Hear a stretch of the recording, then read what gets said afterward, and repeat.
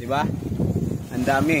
So, ngayon guys, gagawa tayo ng short tutorial para kung paano i-diagnose o i-repair itong, ano ba to? Dosatron. Para hindi na kailangan i-overhaul. Shortcut na lang gawa. Okay. Connect natin tong hose guys. Yan. Connect natin to dito. Itong dulo guys, lagay natin dito sa tubig. Yan. Oh. Gumagana. Ay pumipitik-pitik. Yan. Okay. Gumagana yung pump. Nagpa-pumping siya. Kaso lang, nagbubula-bula lang. Hindi humihigop. Dito ang problema. So, off natin to. Tingnan natin. Ngayon guys, buksan na natin. No? Na-diagnose na natin kanina. Nagpa-pump siya. Kaso, hindi humihigop. Ngayon guys, pakita ko sa inyo kung ano nangyari. Kasi itong nandito sa dulo, hindi mabuo yung check valve pag sira to. Yan guys, oh, may guma. Yung guma. Ang tigas, parang plastic na. Yan yung guma niya guys. Oh, tigas na.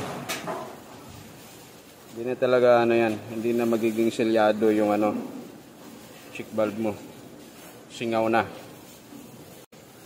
Next nating titingnan guys, yung doon sa loob, yung pinaka-piston niya.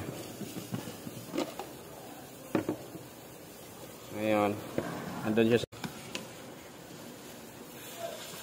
Yes.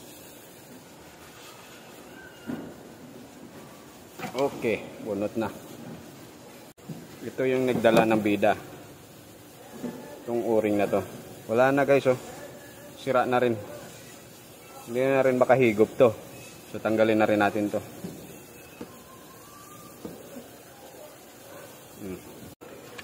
Papalitan lang natin yan. Yan.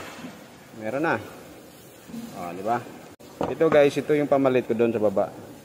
Alam nyo to. Kung saan ginagamit to? Piyesa to ng truck guys. Kakatingin lang natin yung ano, gilid niya para maging katulad nito. Yan guys.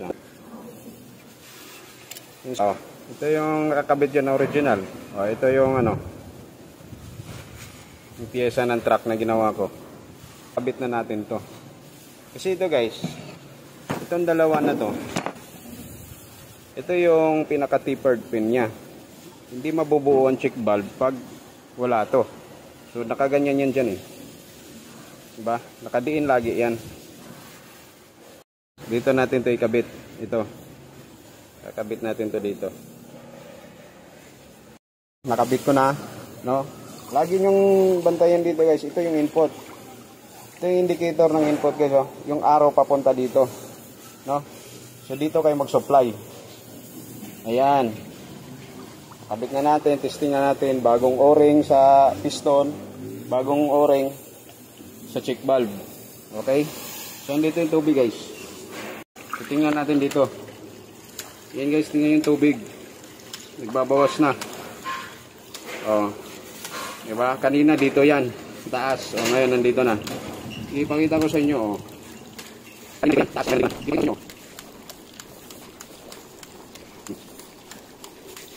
Dito. Dito. Okay.